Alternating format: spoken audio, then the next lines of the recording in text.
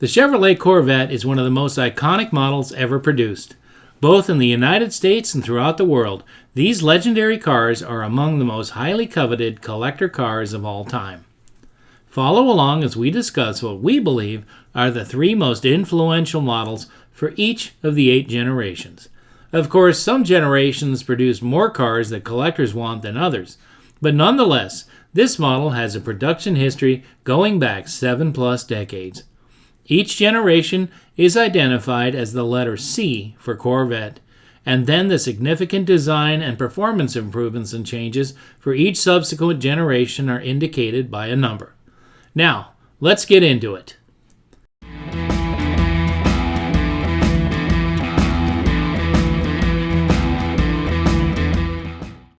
C1, 1953 to 1962.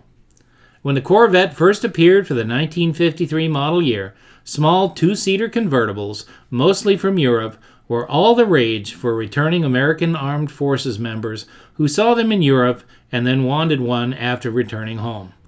This new entry from General Motors into the burgeoning sports car market was called Corvette, which is a small and easily maneuvered warship.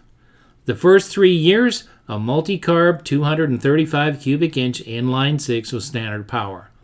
With 3 one-barrel Carter YH side draft carbs, these engines produced a lively 150 horses, plenty to carry this fiberglass-bodied roadster up to speed in a flash.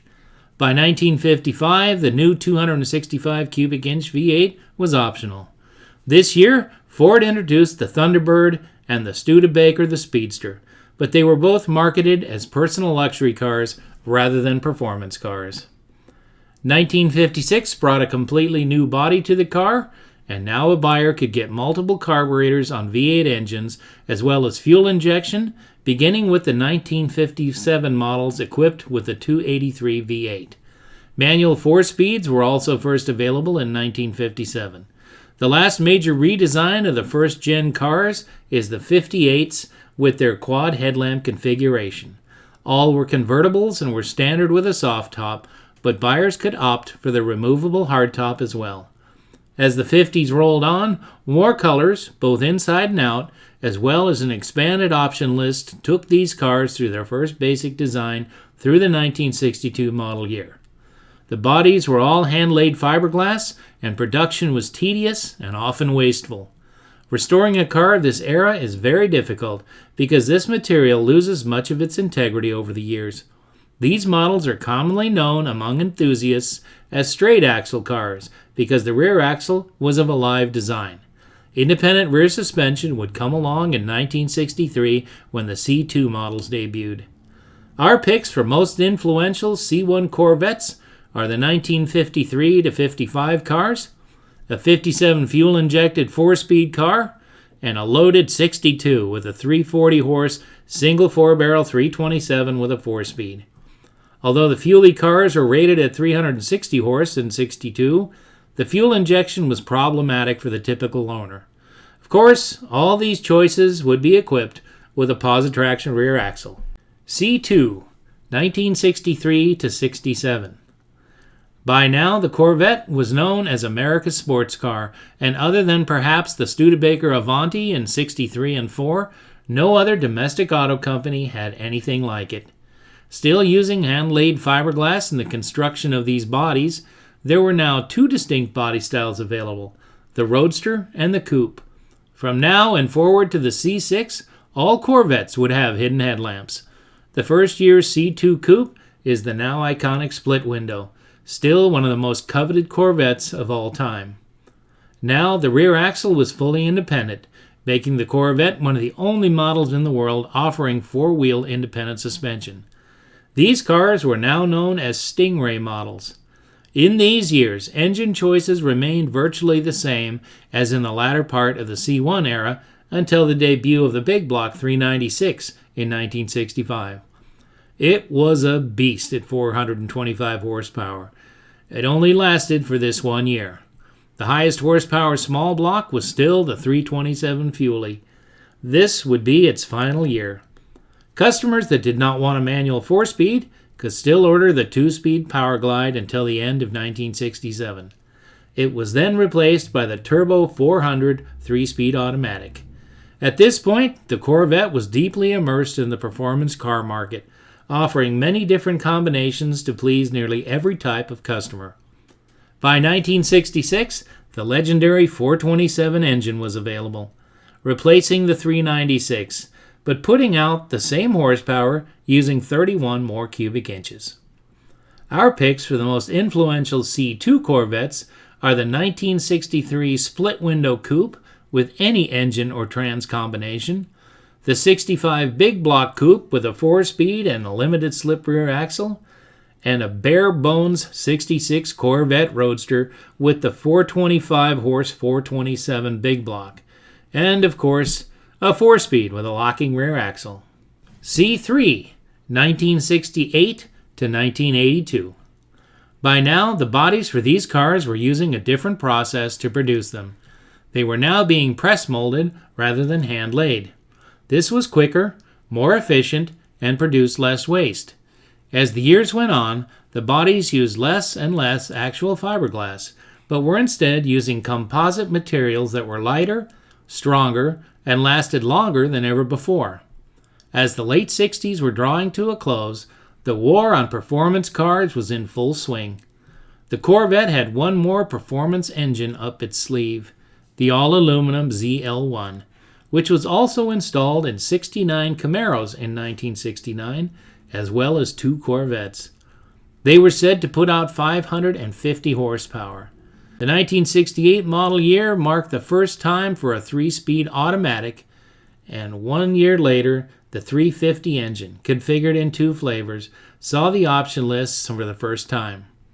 By 1970, the 427 was gone, and the largest big block was now an astounding 454 cubic inches. Sales were very slow in 1970, but performance was still the norm for America's sports car.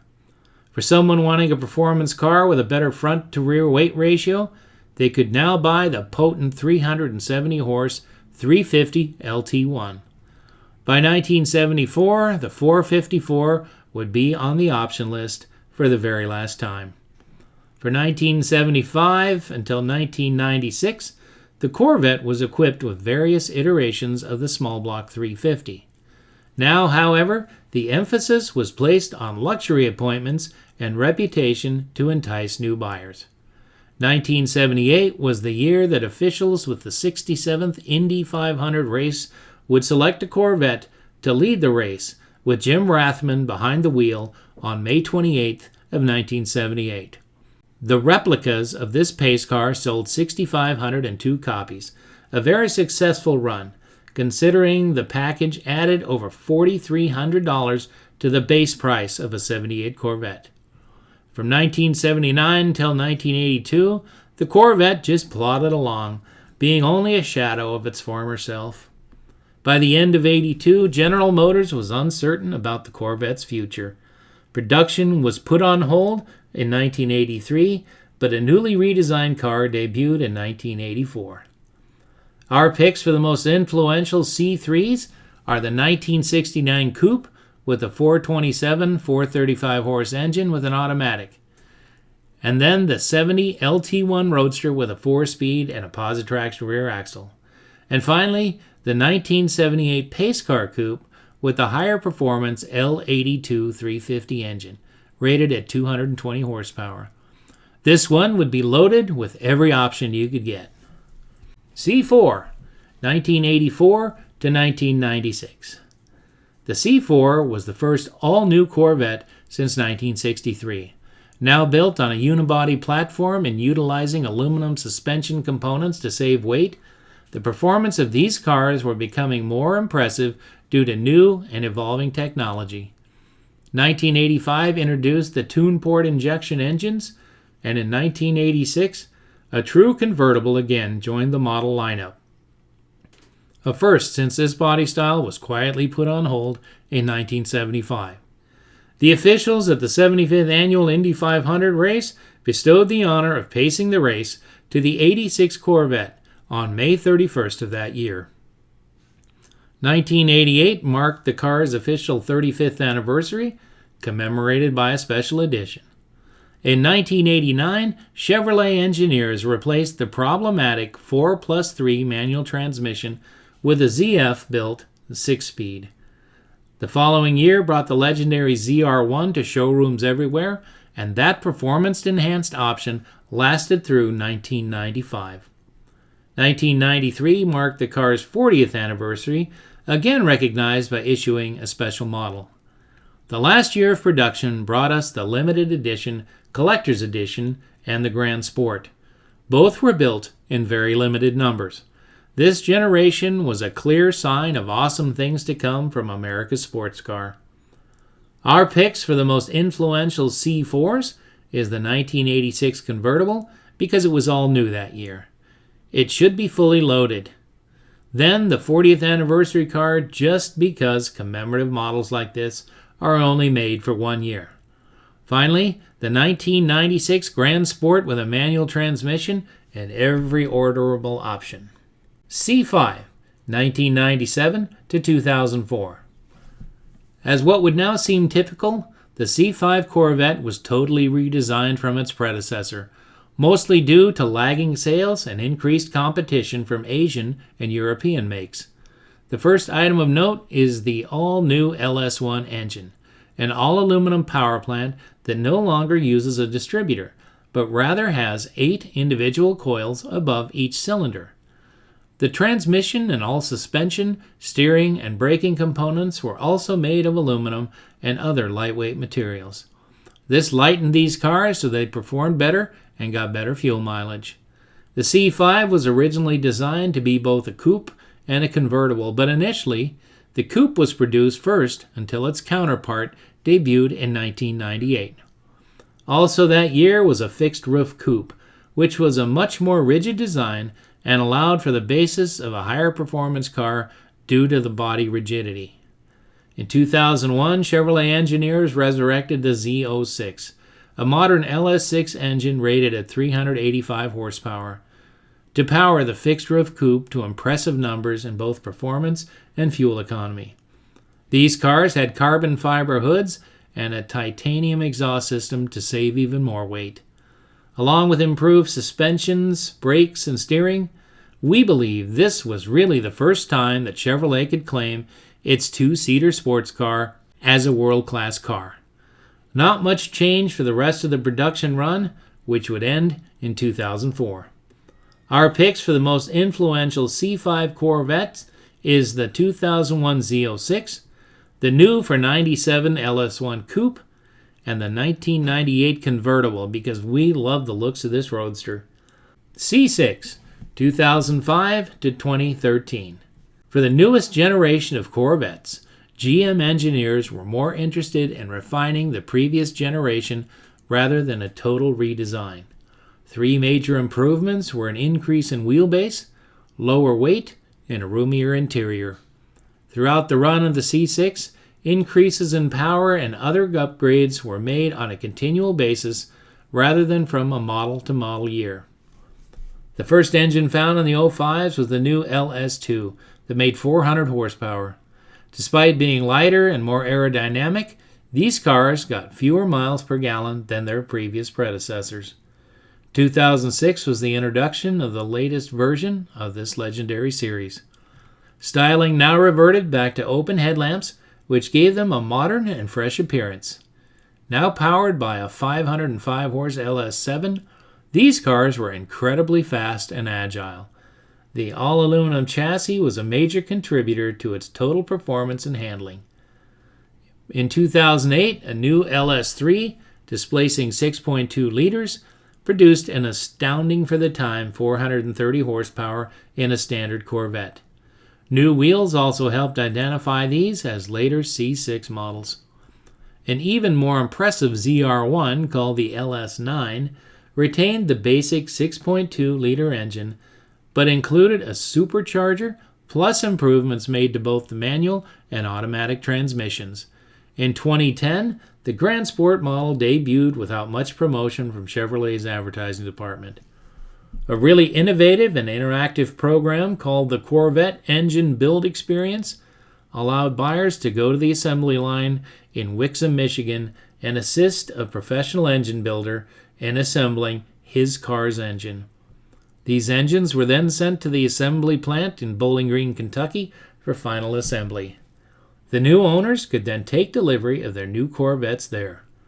The new buyers had to provide their own transportation to both venues, but how cool would that have been to build your Corvette's engine? In 2013, the C6 production ended. Later, a federal investigation involving the lighting systems of over 100,000 cars commenced. This was a costly issue for Chevrolet and a nightmare for the car's overall reputation. Our picks for the most influential C6 is the 2010 Grand Sport, the ZR1, and any Corvette engine build experience car that we were allowed to assist with. All need to be performance-oriented with the options they have. C7, 2014 to 2019. This generation of Corvettes would be the last of the traditional platform of a front-mounted V8 engine with rear-wheel drive that has served these cars so well for so many years. They were the most refined of any of the previous offerings, and most are now available on the secondary market for a reasonable price because they're not quite old enough to be classics. Because so many were built for these 6 years, there are many beautiful examples to choose from. Development first began in 2007. A primary objective for the 7th Gen Vet was reversing not just the perception, but the fact that the Corvette had become an old man's toy, confirmed by an October 2012 GM study which showed that about 46% of Corvette buyers were 55 or older. Originally set to be introduced for the 2011 model year, the C7's debut was delayed until 2014 to make critical changes that would appeal to younger buyers. This new Corvette was standard with an LT1 6.2-liter V8 engine making 455 horsepower, or if a buyer opted for the performance exhaust system, 460 horse. Incidentally, the LT1 designation was first used by Chevrolet in 1970 and then again in 1992. Transmission choices included a 7-speed manual or a 6-speed for 2014, and then an 8-speed automatic with paddle shifters. The new interior included wide bottom seats as standard, with sportier versions with high side bolsters optional. Features of this generation's body included a carbon fiber hood and a removable roof panel. The rest of the body remained composite. At the rear of the car, the trademark round taillight is changed to a more squarish form. They also made use of a new aluminum frame that located the 4 wheels an inch farther apart, front to rear and side to side. Luggage space decreased by a third from the previous design. Chevrolet officially announced the Performance Z06 option at the 2014 Detroit Auto Show. The 2015 Z06 would generate 650 horsepower from the supercharged LT4 aluminum V8 engine. Hinting at a bit of nostalgia, the C7 Corvette resurrected the Stingray name. Originally spelled using 2 words from 1963 through 67 models, in 1969 the word was integrated into 1 word, Stingray. In 2017, the Grand Sport model was resurrected.